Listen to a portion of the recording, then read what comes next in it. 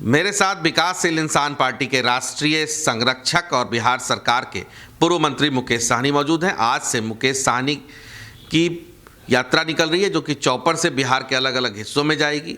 मैं पहला सवाल, सुना है मोतिहारी जब आप पहुंचेंगे तो शाहरुख खान की एक फिल्म होती थी डॉन, उसी का सेट बना और ड्रेस भी इस बार कुछ अलग आप पहन के जा रहे हैं ना। बिहार के राजनीति तो कुछ अलग करना चाहते हैं। आप बॉम्बे में रहे हैं, आप फिल्म नगरी से रहे हैं, तो सोच रहे हैं कुछ अलग करें। हमेशा हम ऐसा कुछ काम करते हैं जो लोगों के बीच में हमेशा याद रहता है, तो बस ये लोगों को याद रहे इसके लिए कुछ स्पेशल इस बार कर रहे हैं।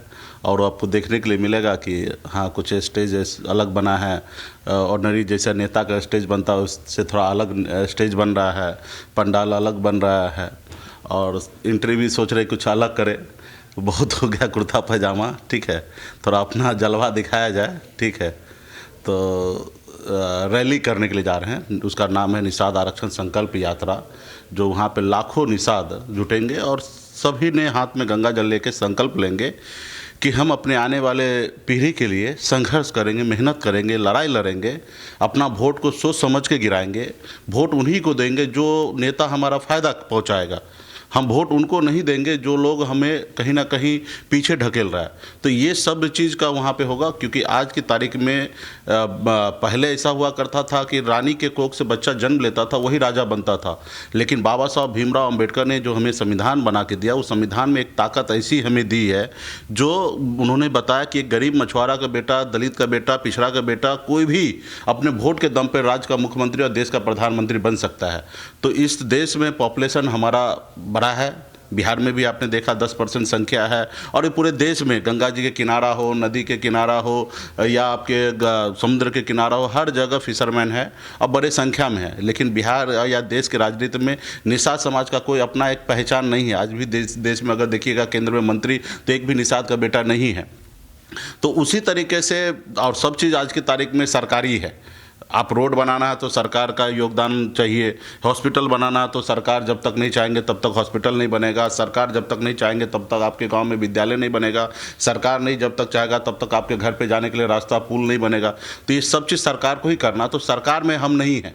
और आपने देखा हमने संघर्ष करके बिहार में सरकार में आए तो हम बहुत कुछ अपने लोगों के लिए कर रहे थे। तो खैर उस समय में जिनको अच्छा नहीं लगा, जो बरसों से हमें गुलाम बना के रखा, वो चाहता नहीं है कि निषाद का बेटा भी सर उठा के जिए। उन्होंने गुलाम बनाने का निर्णय लिया और उन्होंने हमें फिर वहीं पे रोड पे ला दिया। फिर हम अपने लोगों के बीच में संघर्ष किए, हम रोड पे थे, संघर्ष किए, तब हमारे लोगों ने जागरूक हुआ और हमें एक अच्छा जगह पे पहुंचाया। और फिर हम उसी अपने लोगों के बीच जा रहे हैं और वो उनको सब पता है कि लोग हमारे साथ किस तरीके से चाल चल रहा है। तो निश्चित तौर पर अभी तक 40 लाख से अधिक निषाद का बेटा यूपी, बिहार, झारखंड में हाथ में गंगा जल लेके संकल्प ले चुका है। और आने वाला समय में ये अभियान जारी रहेगा और निश्चित तौर पे 2024 का चुनाव में निषाद समाज का वोट जो है निर्णायक होगा। उत्तर प्रदेश में पूर्वांचल, बिहार के 38 जिला में, झारखंड में 8-10 जिला ऐसा है जहां हमारा अपना वोट बैंक है। लोग अभी वीआईपी पार्टी को मान रहे हैं, ठीक है। सब लोगों का अपना अपना चॉइस होता है। कुछ लोग देश के प्रधानमंत्री मोदी जी को पसंद करते, कुछ लोग लालू जी को पसंद करते, कुछ लोग नीतीश जी को पसंद करते हैं। और जो लोग नीतीश जी, लालू जी को पसंद करते वो पसंद करते हैं। और उसी तरीके से जो वीआईपी को अगर पसंद करे तो वीआईपी को पसंद करते हैं। नहीं पसंद करने के लिए कोई लॉजिक नहीं है। जो मोदी जी के पास लोग पसंद करते तो वो एक लॉजिक के साथ पसंद कर रहे। उसी तरीके से वीआईपी पार्टी उन्हीं के हक अधिकार की बात कर रहे हैं। आज बॉम्बे के ऐशो आराम जिंदगी को छोड़कर, जो आज आपने कहा कि एक स्पेशल आप कुछ करना चाह रहे हैं, ये रोज़ मैं पहले बॉम्बे में करता था। लेकिन वो अभी ख्याल आता है कि बरसों बीत गया, कुछ ऐसा नहीं किए, तो वो जो खुशी है वो सोचते चलो बिहार में कुछ ऐसा इवेंट होगा। समाज के हक अधिकार के लिए लड़ाई लड़ रहे थे। आपने देखा कि जब मैं मंत्री था, कुछ पॉलिटिकल पार्टी या कुछ नेता का जयकारा में करता तो शायद आज तक मंत्री बने रहता। लेकिन मैं अपने समाज को चुना, मैं अपने समाज के हक अधिकार के लिए यूपी तक लड़ाई लड़ने के लिए गया। और मेरी लड़ाई एकदम जायज़ है। जब बंगाल में निषाद को आरक्षण मिल सकता है तो बिहार में क्यों नहीं? जब दिल्ली में निषाद को आरक्षण मिल सकता है तो उत्तर प्रदेश में क्यों नहीं? जबकि बिहार, बंगाल, उड़ीसा, झारखंड ये सब पहले एक ही राज्य हुआ करता था, एक ही परिवार के लोग हैं। अलग अलग घर बना लेने से अलग नहीं हो सकते। तो इसके लिए हमारी लड़ाई है और देश के प्रधानमंत्री से उम्मीद है कि अभी उनके पास अभी शीतकालीन सत्र अभी 4 तारीख से चालू हो रहा है और मुझे लगता है कि हमारी ताकत को बखूबी वो समझ रहे हैं, पहचान रहे हैं और भी ताकत इसलिए दिखा रहे हैं कि ताकि वो भयभीत हो और उनको एहसास हो कि निषाद समाज का अगर वोट निकल गया तो हम बिहार, यूपी, झारखंड में काफ़ी नुकसान होंगे। तो मैं वो इसलिए इसलिए हम लोग रैली कर रहे हैं ताकि वो हम पे नज़र रखे और हमें हमारा हक दे। सन ऑफ मल्लाह के तौर पर बिहार और देश आपको जानता है, पिछड़ों की बात करते हैं, समाज भी पिछड़ा है ऐसा मानते हैं, तो फिर इतना एक्सपेंसिव ऑरा कैसे खड़ा कर लेते हैं?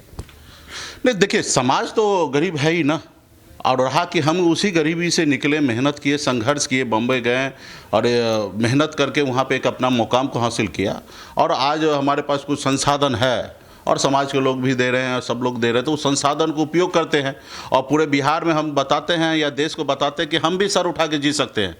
और मैं अपने लोगों को कहता हूं कि जो काम मैं कर सकता हूं वो काम आप भी कर सकते हो, उसके लिए संघर्ष कीजिए, लड़ाई लड़िए। अगर आपका अधिकार आरक्षण है तो उसके लिए लड़ाई लड़िए। आप अगर कोई बिजनेस कर सकते तो बिजनेस कीजिए, अगर आप कहीं नौकरी कर सकते हो वो नौकरी कीजिए, ईमानदारी से कीजिए, जो भी काम कीजिए एकदम मजबूती से काम कीजिए, निश्चित तौर पर वो कामयाबी आपको हासिल होगा। तो आज मैं बिहार में अगर लड़ाई लड़ रहा हूँ 10 साल से, तो मैंने कामयाबी हासिल किया ना। बिहार में ऐसा इतिहास हमने बना दिया, कल तक निषाद का बेटा टिकट मांगने के लिए किसी के दरवाजे पे घूमता था, आज निषाद का बेटा टिकट बांट रहा है। आपने देखा कि 2020 के चुनाव में सरकार एक निषाद मल्लाह के बेटा के समर्थन से बिहार में सरकार बना, नीतीश कुमार बना।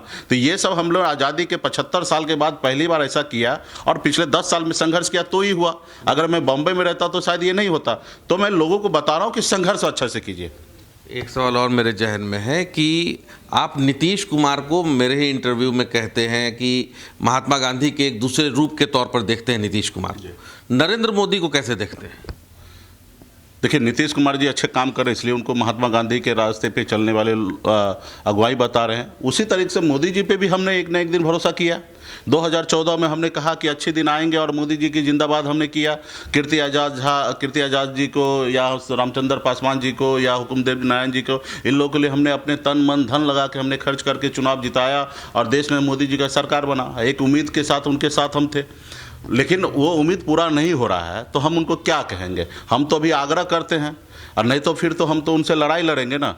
हम तो अभी उससे उम्मीद करते हैं अगर वो आरक्षण लागू कर देते तो युगों युगों तक लोग जब तक धरती पर रहेंगे तो वो उनको याद करेंगे कि मोदी जी के नेतृत्व में उनकी सरकार था, निषाद को आरक्षण हुआ।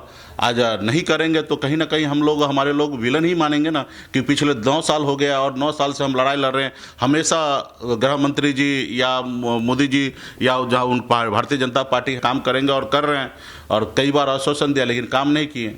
तो अभी फिलहाल तो उनके लिए मेरे पास कोई शब्द नहीं है। मोदी जी देश में काम कर रहे हैं, कितना अच्छा काम करे 2024 में पता चलेगा आपको। एक आखिरी सवाल, आपकी ये जो संकल्प यात्रा है, एक चरण आपका निकला था जो आप रोड के माध्यम से जा रहे थे, ये चौपर वाला कब तक का है, कहाँ कहाँ है? पहला चरण हमारा रथ यात्रा के द्वारा 101 दिन का यात्रा रहा, और बिहार, यूपी, झारखंड में हमने 80 जिला कवर किया। उसके बाद हमारा घर घर अभियान आपने देखा, सैकड़ों गाड़ी के साथ पार्टी के पदाधिकारी घर घर में जाके संकल्प का अभियान उन्होंने चालू किया। ये तीसरा फेज है जो आज से 1 हफ्ता तक लगातार 7 दिन तक रैली होगा। हर रोज़ 2 रैली होगा, यानी कि 14 गो जनसभा होगा। हर जनसभा में 1 डेढ़ लाख का भीड़ होगा, और ये बिहार के 11 कोने में होगा, और उत्तर प्रदेश में 1 जगह होगा और झारखंड में 2 जगह होगा। टोटल 14 जगह कार्यक्रम होना है।